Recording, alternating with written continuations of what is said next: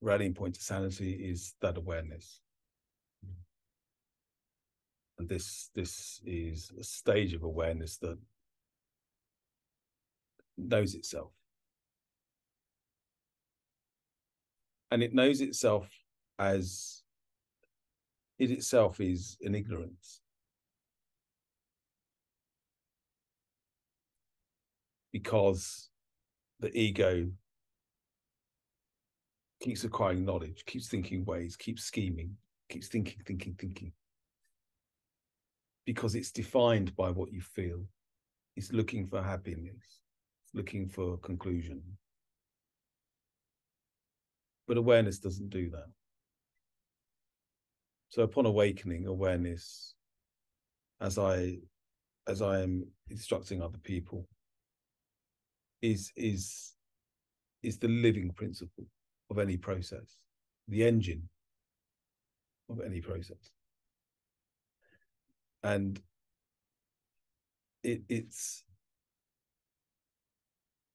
so where you have no inference, it's just awareness remaining as the witness. There's no trusting in it from an outside point of view. Otherwise, it's just you inferring, meaning, great, I'm aware of this, what next? And you go back into the database of information. You want to remain as not knowing. You want to remain as, and what does that feel like? What does that, what is the resonance of that like? Not knowing. Feels good. I think that's why it's called the rallying point to sanity, because it's sane, right? And as that, you don't have to be qualified by anything that presents.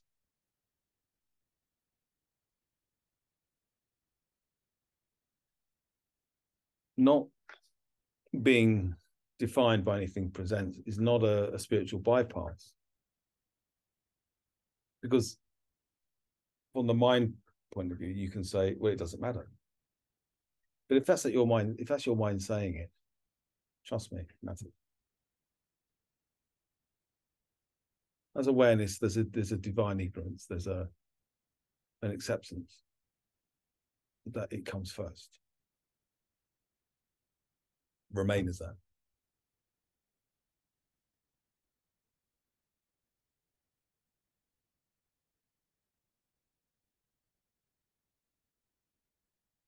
And look at the mechanism, look at the dynamic of your own ignorance. When I say ignorance, separation ignorance, not divine ignorance, which is knowing nothing, that just is divine ignorance. But look at your separation ignorance. What is happening? Are you really present? Are you really experiencing? Are you relating? Are you the center? Or have you been pulled out of that? Are you caught up in the dynamic of the body mind? That's all it is, a dynamic, isn't it? When we enter into fourth stage awareness for the people that have worked 12 steps, once we realize that awareness, step 2 is transcendent of the body mind. So it must be the solution. When we understand that instead of relating to that dynamic from the mind possessing it, but instead just be awareness, aware of it, turn over. The next thing is to discriminate. What's this dynamic doing? What's it doing? It seems to do it automatically. So look at it. How does it work? We can see that it's top down. We've identified with the top being the experience of your body. It's dynamic, but it feels real. So as awareness is like, when the awakening occurred for me, that awareness was complete. I don't expect it to be complete in your case. I completely died to all form. And I was born of the very innermost of awareness itself, not of the body, not the body, not in the world, not here. And it's for you to investigate awareness, to come to that same understanding, not conclusion, but to come to that same understanding that resides only in awareness. Doesn't know anything. My awareness doesn't know anything. Just is as it. It's the live principle.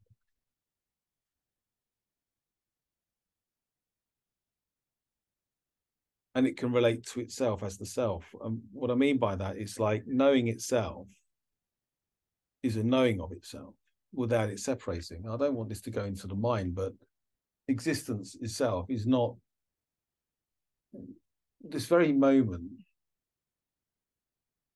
is not divided into two, so that as part of you that can step back and say, yes, this is existence. That's what the mind does. Existence is this. Is this. And it's nothing other than isness. And that isness bears witness. Unqualified, unconditional. When we use these words, unqualified, unconditional, we make the silly mistake of creating an unqualified, unconditional person.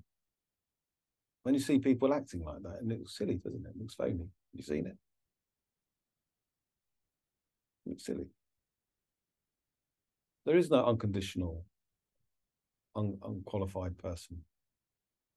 No, nowhere on the world is there. All of this is conditional, based on its own essential nature. The essential nature of mind is thoughts. The essential nature of emotion is the heart.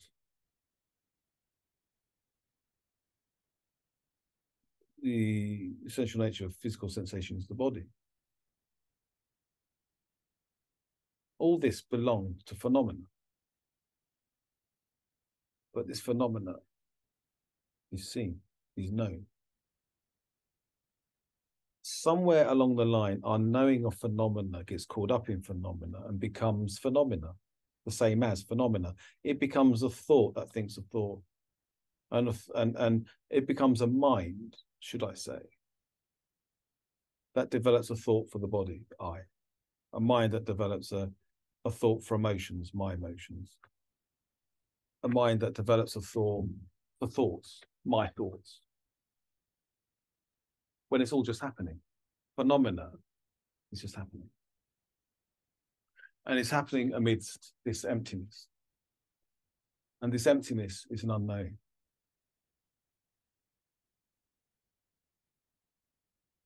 This unknowing is unqualified, is unconditional. It's the Christ. It is what can imitate Christ, merge with Christ. It is that is identical to its innermost absolute nature. Who said that the body mind is the essential nature of awareness? Is it?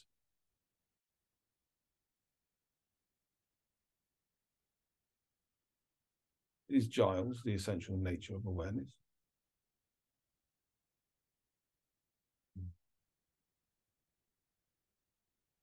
If you can distinguish that awareness from phenomena, then remain as awareness, as a central point to your reality. It is the root source of your reality, so remain as that. Come away from the mind's thought of you, and the mind's thought of your emotions, and the mind's thought of your body sensation. Because all of that is known. This I saw upon awakening. So this I share with you. Awareness is the key. Awareness is the way. But awareness has to go beyond its attachment to the mind developing a thought for everything, so that awareness can see instead, not via thought, but directly. awareness without object.